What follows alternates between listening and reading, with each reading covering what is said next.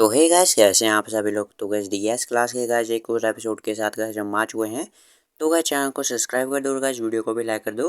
तो गाइस चलिए वीडियो को शुरू करते हैं। तो गाइस जैसा कि गाइस हमने पिछले एपिसोड में हमने देखा था कि अपने एमसी को पता चल चुका होता है कि अपना एमसी का भाई ओरिजिनल वर्ल्ड में मर चुका होता है और अपना एमसी ऐसे पड़ा हुआ होता है अपने घर के अंदर। ऐसे गाइस जैसे होता नहीं है गाइस, दिल टूट जाता है तो बोतल दे के पड़ जाते हैं गाइस, समझ लो गाइस वैसा ही। और वो सोचता है कि मेरा भाई मरा हुआ है और जो मेरा भाई है उसने खुद ही इतने 8 साल तक मुझे प्रोटेक्ट किया और इतना सब कुछ सहा उसने। और लास्ट में वो अकेला ही मर गया। और वो कहता है कि मुझे ऐसा लगा था कि जो भी मेरी लास्ट लाइफ में हुआ है वो नलीफाई हो चुका है। और वहीं पे गाइस पीस भी आ जाती है, वो भी थोड़ी गुमसुम सी होती है। और वो अपने एमसी के पास मुंह पे जाके चाटने लग जाती है इसको। ये होते नहीं गाइस, पैट कैसे करते हैं। तो अपना एमसी भी उसे हाथ उठाता है और फिर उसे खड़ा हो जाता है। वो कहता है पीस, क्या तुम मेरे बारे में चिंता कर रही हो क्या। और अपना एमसी पीस को कहता है मैं एकदम बिल्कुल ठीक हूँ। और वो सोचता है अभी तो मैं बहुत ही ज़्यादा शॉक्ड हो चुका हूँ, लेकिन मुझे अभी प्रेजेंट के टाइम के बारे में सोचना चाहिए। और फिर अपना एमसी खड़ा हो जाता है, वो चल पड़ता है और वो कहता है कि मेरे भाई के साथ बहुत ही सस्पिशियस से लोग हैं, वो अभी भी क्या है कनेक्टेड हैं। और ये बहुत स्ट्रॉन्ग लोग लगते हैं जिसको सिस्टम भी इनके बारे में नहीं कहता है कुछ भी। और पता नहीं उन्होंने भी अवॉइड कर दिया, मेरे आंसर नहीं दिया इन सवालों का। और ये उनकी जो मेमोरी थी जो उससे पिछली लाइफ में मेरे को फाइनल ग्रेटिट्यूड के बाद मिली थी, जो कि गाइस अपने एमसी की एक स्किल है, उसमें भी इन लोगों के बारे में कुछ भी जिक्र नहीं था। मतलब गाइस उसमें भी अपने एमसी को उस बार कुछ पता नहीं चला था। और फिर अपना एमसी को बंदे को फ़ोन कर लेता है। वो कहते हैं कि बंदे को पता हो सकता है। और सामने से वो कहता है मुझे लगा नहीं था कि तुम सामने से फ़ोन करोगे। और अपना एमसी को कहता है मैं तुमसे पूछना चाहता हूँ, क्या तुम्हें किसी कल्ट के बारे में पता है क्या, जो कि कन्फ्यूजन वाली कैटेगरी का हो कुछ जैसा वैसा। और तभी का ये जेई होता है। और ये क्या है अब मुस्कुराता है पहले तो। और फिर जेई कहता है तो यंग मास्टर बहुत ही पागल हो जाएंगे अगर मैंने आपको इसमें इन्वॉल्व कर दिया। और अपने आप से कहता है ये बहुत ही आदमी वो है सस्पिशियस है मेरी पिछली लाइफ में भी। और मुझे पता ही था कि इस चीज़ के बारे में तो कुछ ना कुछ पता होगा ही। और अपना एम से कहता है कि मैं पागल हो जाऊंगा अगर तुमने आंसर नहीं दिया, तो देख लो कौन बेहतर है। तो अपन जय कहते हाँ हाँ आप ही ज़्यादा पागल हो जाएगी, आप डेंजरस है ज़्यादा। और मैं भी आपके इसके बारे में बता नहीं सकता हूँ, लेकिन मैं आपको दिखा सकता हूँ। और इसके लिए आपको एक डिफेंस के लिए अपने लिए एक चीज़ प्रिपेयर करनी है उस ब्रेसलेट की तरह। और अपने स्किल को भी यूज़ करना पड़ेगा आपको, जो कि अटैक डबल कर देती है जो जेई ने यूज़ की थी लास्ट बार। और अपने एमसी ने साथ में। वो कहता है क्या हो प्रिपेयर हो, तो बोले चलो हाई डंजन में फिर। और इधर यून कहता है क्या तो तुम्हें ए क्लास के डंजन में जाना है। और अपना एमसी होता है वो आ जाता है इसके पास, हाँ हाँ वो मेरा इंटरेस्ट है वो यून से होती है ना डंजन में, जो पिछले डंजन में भी थी। और जे ने कहा कि उसे पता है कैसे जो महल जैसे किंगडम जैसे का जो वो है नहीं स्ट्रक्चर एक पैगाज थोड़े दिनों पहले अपना एमसी गया था उस डंजन में वैसे ही कुछ। और अपना ये कहता है क्या हो ये ट्रैप हो तो। और अपना एमसी कहता है यार इसमें कुछ ज़रूरत नहीं है और ये पिकनिक के जैसा है और तुम रहने दो आने। और अपने आप से ये रहता है कि जेई ने कहा था जितना अच्छा चारा होगा वो इतनी ज़्यादा बाइट करेंगे, मतलब वो खाएंगे। और इसलिए यूं नहीं आ सकता है। और वो कहते हैं वैसे भी नो मेरे साथ आ रहा है, मतलब ड्रैगन बॉय भी आ रहा है। और जब तक वो है तब तक मेरे पास कुछ भी मुझे चिंता करने की ज़रूरत नहीं है। और मेरे पास वो डिफेंस के लिए मार्बल भी हैं जो कि मेरे को दिए थे म्यू ने। और वो कहता है क्या पता ये ट्रैप हो तो। वो कहता है यार यार कौन एफर्ट डालेगा इतना मेरे जैसे एफ क्लास को मारने वाला। और वैसे भी सोडाम का गिल्ड है। और वह अच्छा तो ये सोडाम का गिल्ड है। और अपने आप से कहता है सोडाम वो है एक एस क्लास का हंटर है, उसका गिल्ड है ये, यूनसू का गिल्ड है उसका। और कैसे इसका पूरा नाम नहीं बोलूँगा मैं, इसलिए यूनसू ही बोलूँगा। और मैं भी इससे मिलने के लिए क्यूरियस था क्योंकि देखने नहीं आया था मेरे को।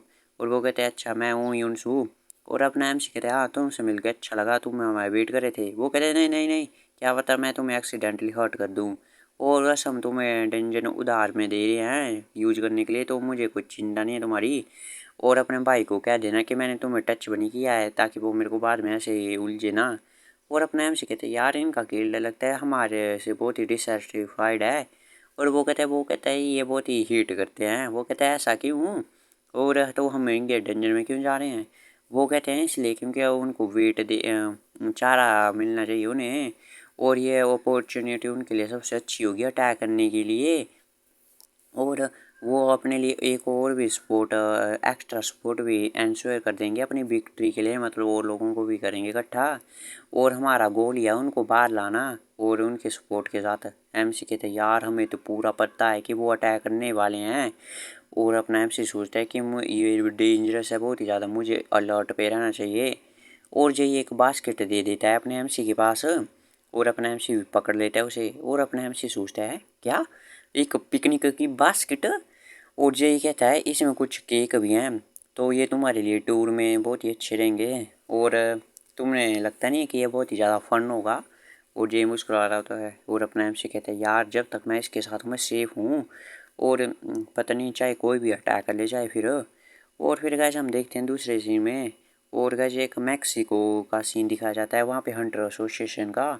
और गैस वो वहाँ पे बहुत सारे लोग जो है प्रोटेस्ट कर रहे होते हैं कि डंजन ऐसे ब्रेक हो जाते हैं, हाई क्लास के हंटर कहाँ पे हैं, और उनको ऐसे जाने से रोका करो बाहर, देश से बाहर, और प्रोटेक्शन में लाया करो। और इधर गाइस ड्रैगन गर्ल होती है, वो कहती है क्या कर रहे हो तुम्हारे मेरी इलीगल कॉन्ट्रैक्ट के चलते बैन ही कर दिया मेरी एंट्री कोरिया में, और ये कुछ ज़्यादा हार्श नहीं है क्या। तो वो कहती है ये हमारी पावर में नहीं है, और आप हमारे लिए सिचुएशन को डिफ़िकल्ट बना मत ये। और वो कहते हैं इसलिए तो मैं तुम्हें बता रही हूँ, बस मेरे को छुपके से जाने दो, और मेरे डॉक्यूमेंट में कुछ हेर फेर कर दो। और ऐसा भी कुछ है नहीं कि यहाँ पे कुछ डिजास्टर है कि और कुछ है लगा हुआ है कि जाने नहीं दे सकते हो। और वो कहते हैं हम कांटेक्ट करते हैं ये हायर अप को, लेकिन तब यहाँ पे एक ब्लास्ट होता है, और जिससे ये बात कर रही होती है वो कहीं पे मर जाता है, जैसे कि गाइस किसी मिसाइल ही से शॉट कर दिया हो। और वो कहती है यार ये क्या हो रहा है, और ड्रैगन गर्ल को पता नहीं होता है।